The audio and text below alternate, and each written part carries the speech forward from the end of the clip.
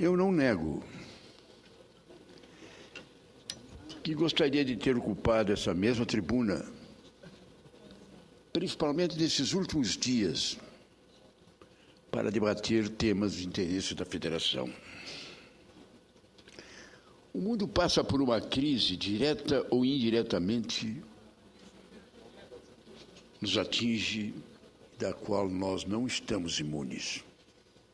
O Brasil, dada a sua extensão geográfica, estampa problemas de toda ordem, até mesmo antagônicos, como a seca no sul e no nordeste e as enchentes no norte.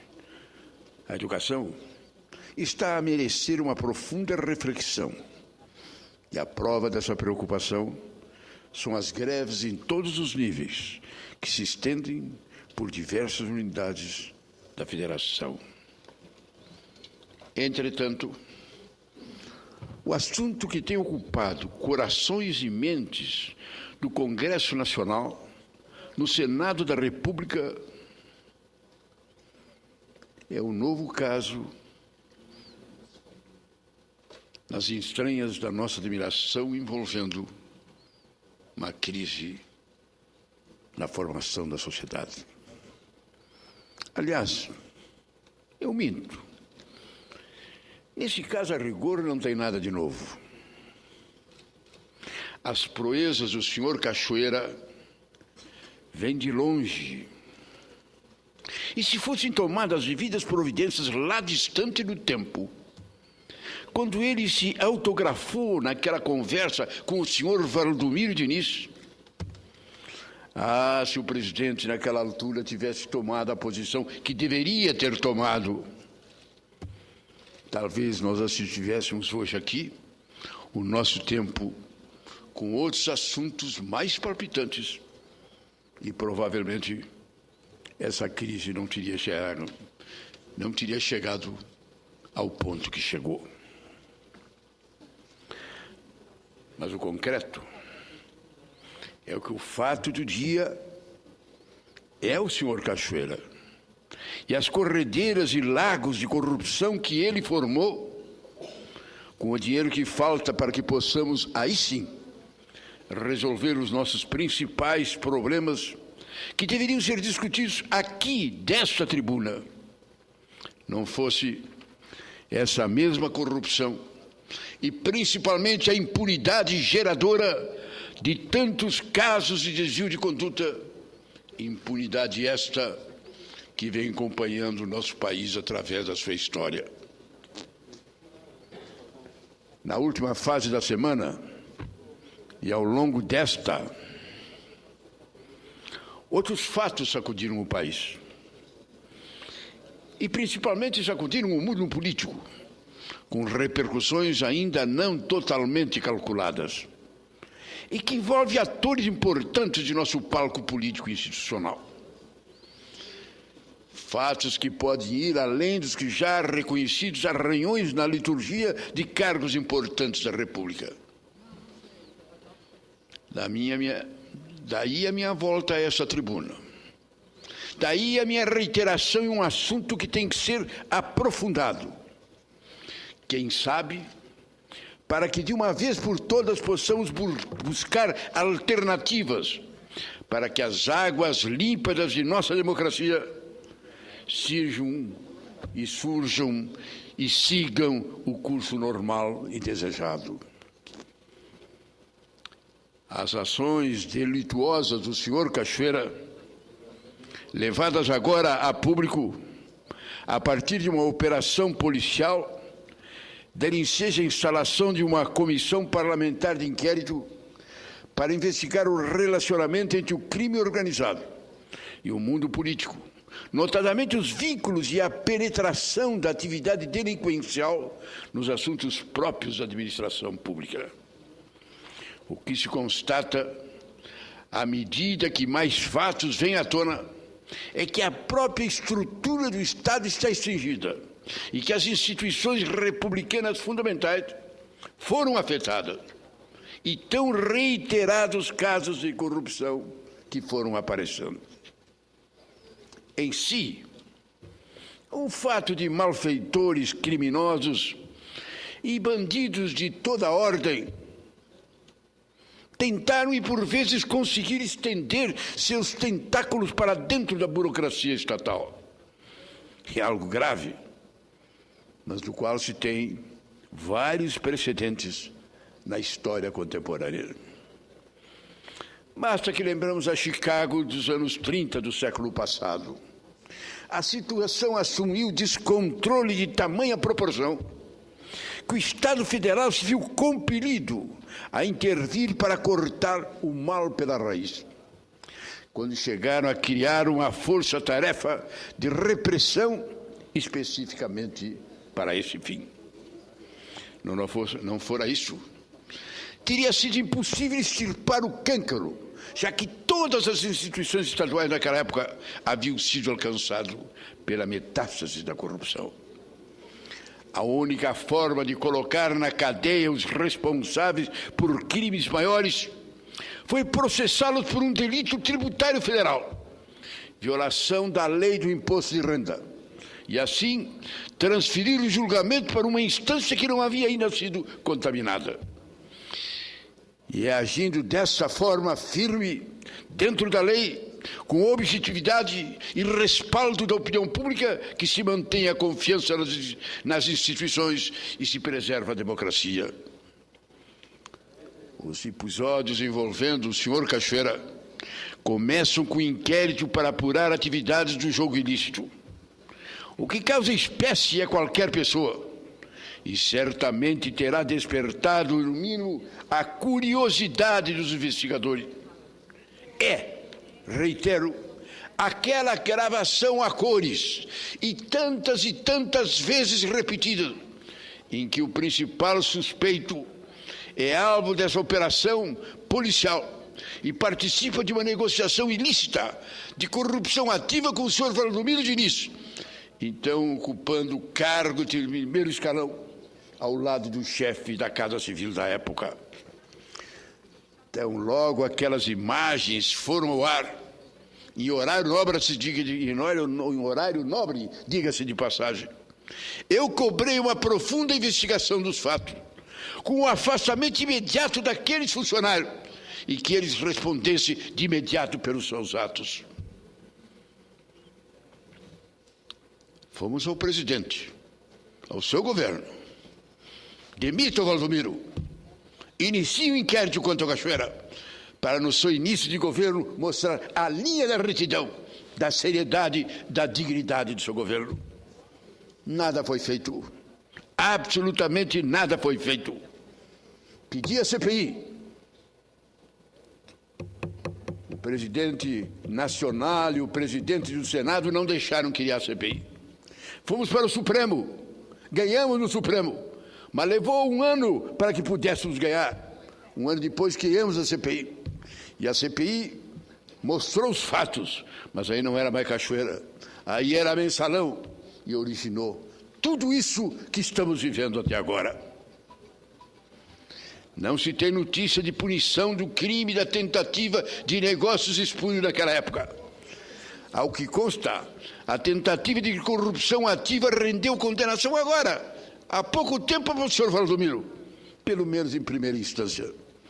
Mas o tempo de lá até aqui tem sido o senhor da razão da repetição de casos de desvio, e com o mesmo personagem, o senhor Cachoeira. Pelo que se vê agora, o senhor Cachoeira passou a estar, ou continuou sob a mira da Polícia Federal, já que para de Goiás era cidadão ilibado. E ao que tudo indica, nem foi preciso muito para lograr robustas provas e evidenciar estarmos diante de um chefe de organização criminosa.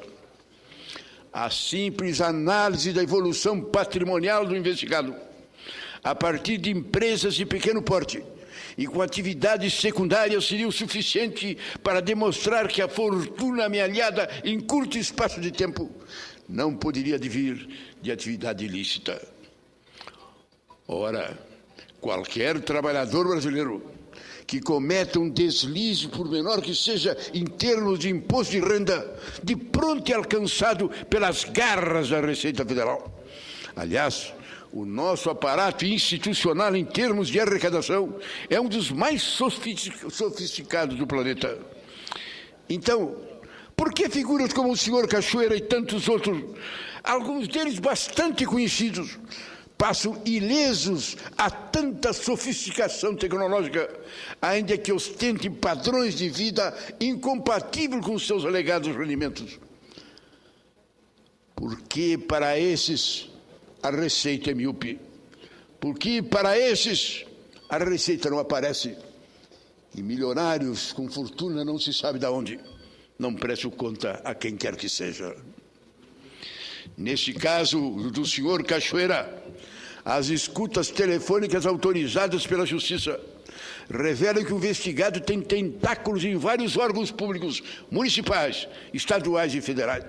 E os vínculos mostram como se dá a advocacia administrativa, o jogo de influências, o convencimento e a pressão sobre autoridades do Executivo. Ministério Público, parlamentares, membros do Judiciário e do Executivo.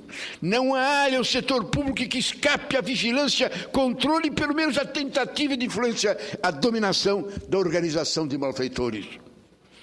Paralelamente a isso, aparentemente sem nenhuma relação com os fatos atribuídos ou investigados relativamente ao senhor Cachoeira, tem curso no Supremo Tribunal Federal uma ação penal na qual figuram 38 réus, e que teve origem no deplorável episódio denominado Mensalão, a que me referi há pouco tempo. Todos conhecem a história e é dispensável rememorá-la. O que se aguarda nesse momento é o veredito do Supremo Tribunal Federal, no que tange à responsabilidade penal dos acusados. Mas antes de estabelecermos um possível nexo de casualidade entre os dois fatos políticos, em razão do noticiário desse último fim de semana e início dessa, é necessário que eu faça um registro sobre o papel de duas empresas que há pouco desconhecidas do público eram. A primeira delas, hoje notória pelo envolvimento nos escândalos do momento, a Delta Engenharia, do empresário Fernando Cavendish. Trata-se de uma empresa que súbita e inexplicavelmente passou a ser a grande empresa das obras da Programação de Aceleração do Crescimento, o PAC. Algumas obras foram licitadas, outras foram ganhas com dispensa de certame, e outras tiveram o objeto contratado substancialmente acrescido ao longo da execução. Ao contrário do que ocorre com outras grandes e tradicionais empresas da área da construção civil, a Delta Engenharia parece ter a quase totalidade da sua clientela concentrada no setor público. Em suma, é uma empresa que presta serviços à administração pública e, a partir do lançamento do PAC, sob o governo anterior, teve um sucesso econômico espantoso. Mas não é só as obras públicas que dependem da Delta Engenharia. Ela também depende dos empréstimos públicos, particularmente do Banco Nacional de Desenvolvimento Econômico, BNDE, e aparentemente teve uma grande facilidade de acessos aos recursos desta instituição de fomento. Quando se tornou notório o comprometimento da Delta com pessoas jurídicas de fachada ligadas ao senhor Cachoeira, por conta de vultuosas transferências financeiras injustificadas a essas empresas laranja, tratou-se logo de engendrar uma operação de substituição da pessoa jurídica. Sai a Delta por suposta dificuldade financeira, então entra a desconhecida JBS. Ora, que dificuldade financeira seria essa que a Delta subitamente passou a enfrentar? Se a sua grande fonte de financiamento é o próprio poder público, só pode haver uma explicação: para o estrangulamento financeiro. Não há mais interesse no sentido de que ela continue à frente das obras, pelo menos ostensivamente. Houve a necessidade de colocar um terceiro à frente da gestão destas mesmas obras. Também de imediato, a notícia desta substituição de pessoa jurídica, eu passei a cobrar uma investigação sobre a situação da Delta. Falei até mesmo em devassa nos contratos da empresa através de órgãos como Polícia Federal, Receita Federal, CGU, COAF, Tribunal de Contas da União. Sugeri, inclusive, um bloqueio das contas dos titulares da empresa, diretores e sócios, e que se fizesse uma análise da evolução patrimonial de todas as pessoas, direta ou indiretamente ligada a dirigentes dessa empresa. Agora, depois de tanta pressão, inclusive da sociedade, e passado um tempo crucial para as investigações, felizmente, a CPI decidiu investigar a Delta na sua totalidade e não apenas no Centro-Oeste. Talvez a indagação sobre quem seja a sua sucessora agora possa ajudar. A empresa JBS também tem uma história de sucesso rápido, não menos explicável e não menos vitoriosa.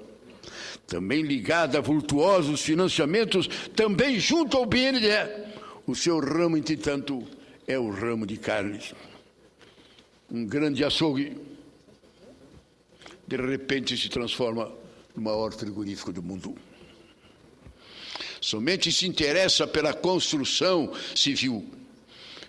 Fecha uma operação de aquisição da Delta sem despender um só centavo. Aliás, mentira, despendeu R$1. Pagará com o lucro que a companhia alcançar. Negócio desse tipo só tem visto nos casos de privatizações de empresas públicas. Mas isso é um outro assunto para um outro momento. Entre particulares, isso não existe. Ou melhor, quando ocorre, é porque já está querendo acobertar outra coisa.